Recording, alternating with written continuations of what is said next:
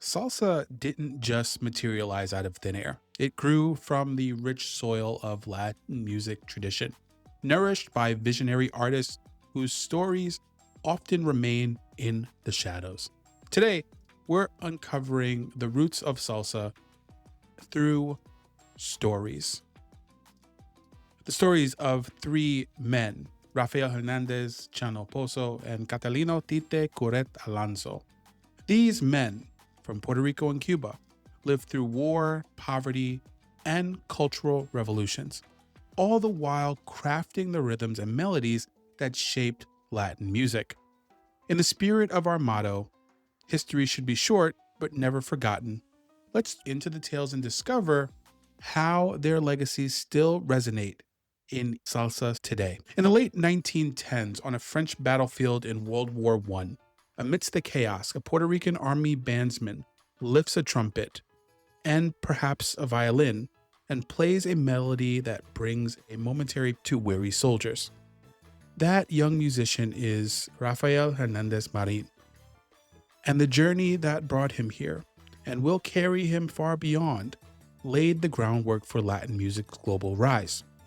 Born in 1892 in Aguadilla, Puerto Rico, Rafael was a musical prodigy, learning clarinet, violin, piano, and more. As a teenager, he performed in San Juan's municipal band, but destiny soon called him abroad. In 1917, the United States entered World War I and joined the legendary Harlem Hellfighters Regiment, led by James Reese Europe, an African American man. He toured Europe with the African American unit, absorbing jazz and honing his craft amid war's turmoil.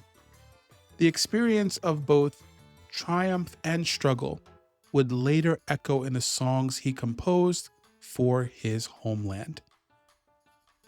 When the war ended, Rafael Hernandez poured his soul into music. During the 1920s and 30s, he lived in New York, Cuba, and Mexico, soaking up diverse Latin styles. He specialized in genres like bolero, canción, and Cuban-rooted styles that he made his own. By 1937, back in Puerto Rico, he created two of the most enduring masterpieces, Lamento por and patriotic songs that poignantly express the sorrow and beauty of Puerto Rico. In those melodies, one can hear the heart of a people, the farmer's hardship in Lamento lyrics, and the patriotic love in Raphael's gift was composing tunes that felt at once deeply Puerto Rican, yet universally Latin. He wrote hundreds of songs, perhaps as many as in his lifetime. Many became beloved across Latin America. Lively numbers like El Cumbanchero are so authentically Afro-Caribbean that for years listeners assumed they must be Cuban composition. But no, they were the work of a proud who had mastered the pan-musical vocabulary and made it his own. By the 1940s and 50s, Rafael Hernandez was celebrated as a patriarch of Latin music. He led orchestras, mentored young artists, and continued to churn out songs that are now standards in the Latin American repertoire. U.S. President John F. Kennedy even nicknamed him Mr. Cumbanchero, a nod to his famous tune and his status as an ambassador of joyous Latin sound. Rafael eventually returned home and in 1965 passed away in San Juan. Honored by his people, today, his legacy lives on every time a trio strums or an orchestra plays two more of his classics.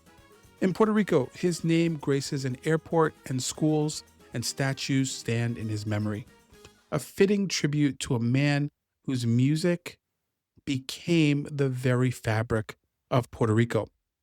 Each time Preciosa is sung, whether by a folk group or a superstar like Mark Anthony, the audience rises, misty-eyed, for what many consider an unofficial anthem of the island. Raphael Rafael Hernandez's story reminds us that the roots of salsa and Latin music at large stretch back to the early 20th century melodies of love, lamentation, and pride, which still stir the air, which still stirs hearts today. Now let's shift to New York City in 1947. In a smoke filled jazz club, bebop innovator Dizzy Gillespie is on stage, blasting rapid fire notes from his trumpet. Beside him, a powerful built Cuban percussionist unleashes rhythm on a pair of Congo drums that nobody's heard before. The crowd is electrified, and a new musical fusion is born. That percussionist is Luciano Chano Bozo. And together, he and Dizzy are debuting Manteca, a fiery tune that would go down in history as one of the first true Latin jazz recordings.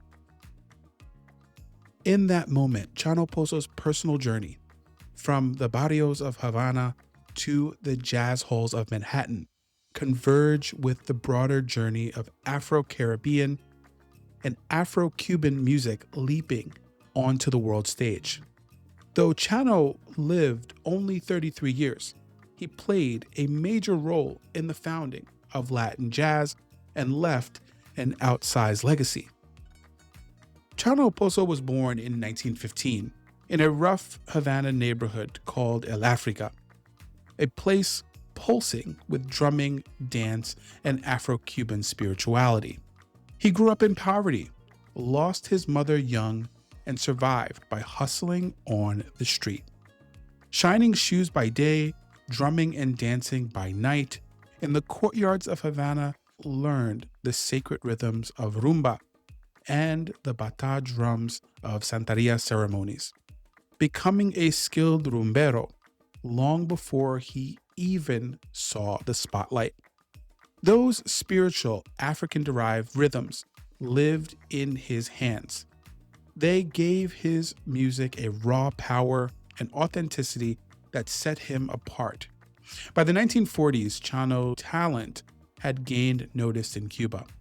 He performed in nightclubs and even composed songs for popular orchestras.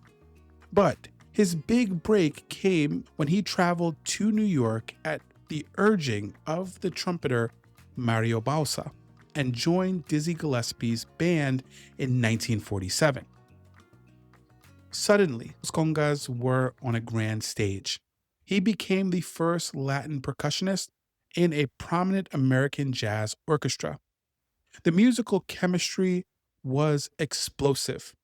Co-wrote Manteca and Tintindeo with Dizzy Gillespie, blending jazz's sophisticated horn lines with the irresistible pulse of Afro-Cuban drumming. Audiences and fellow musicians were enthralled. Latin jazz as a genre lived large and fast. New York's excitement suited him, but it was also perilous. In December 1948, only a year after his triumph with Dizzy Gillespie, his life was cut tragically short. He was shot and killed in a Harlem bar during a dispute. The news sent shockwaves throughout the music community. How could such a trailblazing star be extinguished so soon? Yet, influence only grew after his death. The Afro-Cuban rhythms he had injected into jazz took root, influencing countless musicians, from Havana to New York and beyond. Dizzy Gillespie continued to collaborate with Cuban players. Afro-Cuban orchestra thrived, and younger artists like Puente carried the torch, further blending jazz with Latin percussion. In truth, every salsa band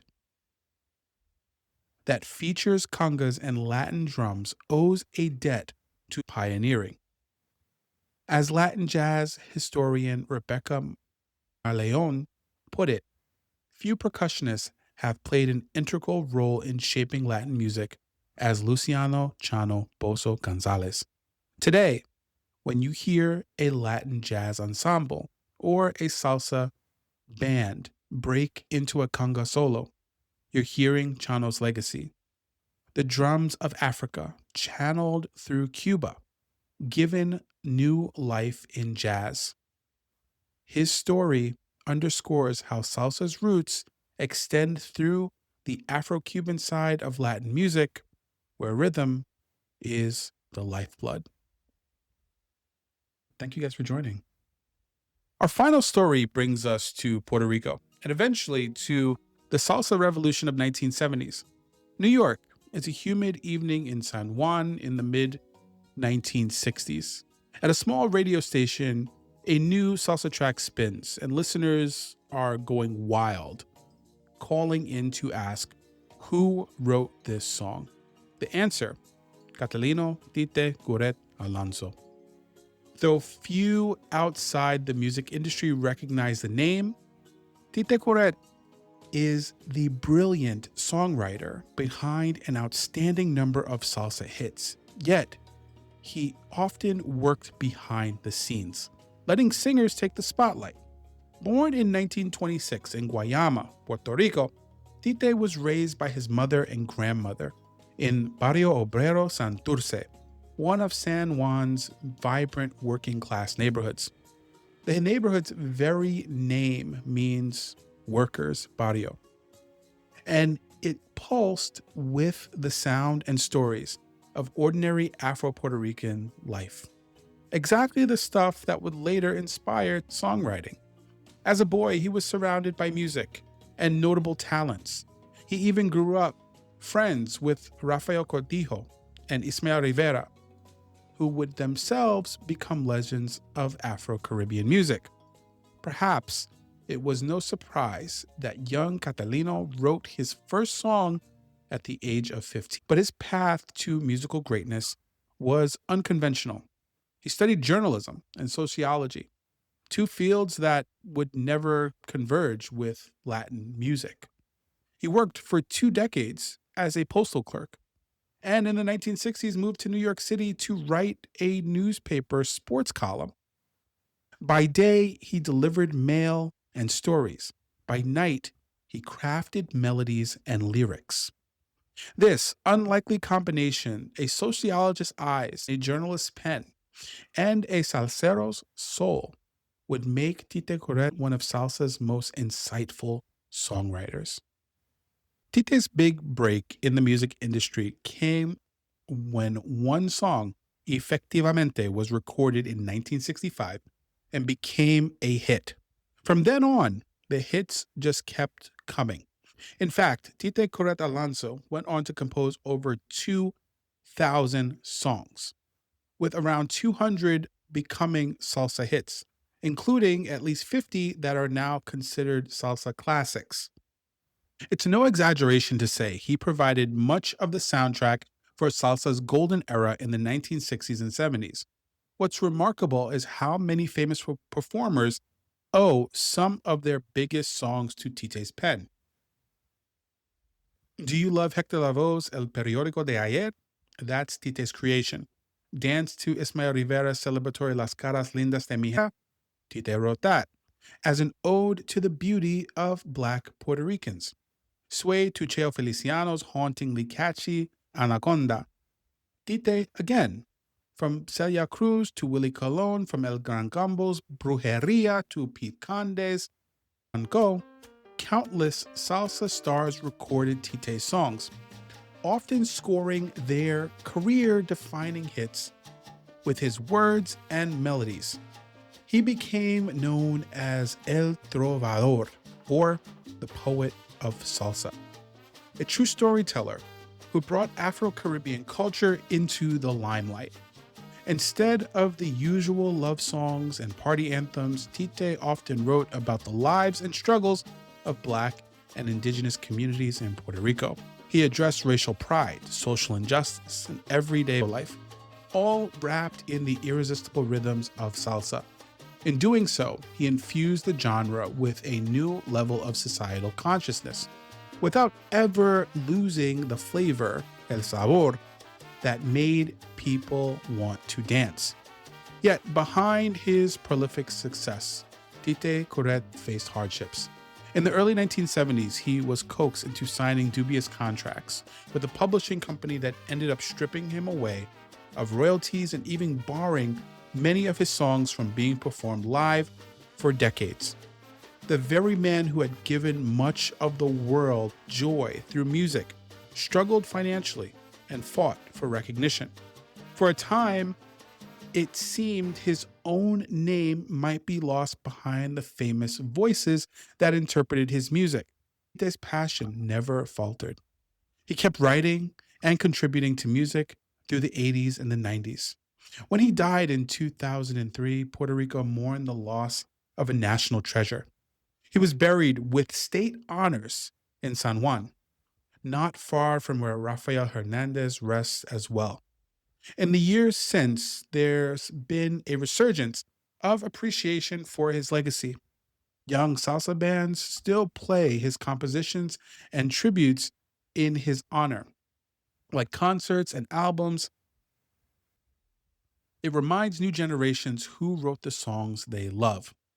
As one cultural magazine's up, Tite Kuret's legacy is a lot of great music about the lives and struggles of Black communities. Indeed, Tite Kuret Alonso's spirit lives on in every salsa track that combines infectious rhythm with a message from the heart. He ensures that salsa, as a music of the people, never forgot the people. History has rightfully enshrined him as one of Puerto Rico's most important composers and a key root of salsa's family tree. The songwriter who gave salsa its soul. From Rafael Hernandez's early 20th century boleros to Chano Pozo's Cuban jazz beats and Tite Kuret Alonso's socially conscious salsa anthems, we see how salsa music grew from a tapestry of experiences and cultures. Each of these pioneers planted a seed. Hernandez nurtured Latin music's transcontinental reach and emotional depth. Pozo injected the African heartbeat that made the music truly swing, and Alonso told the people's story through salsa's poetry. Their lives remind us that behind every familiar tune is an untold struggle and passion. Salsa's roots run deep, entwined with history, identity, and resilience. By remembering the tales of these musical heroes, we keep their legacy alive every time we dance or sing along. And as we celebrate the music they've given to us, let's hold on to the lesson in their stories. Because history should be short, but never forgotten.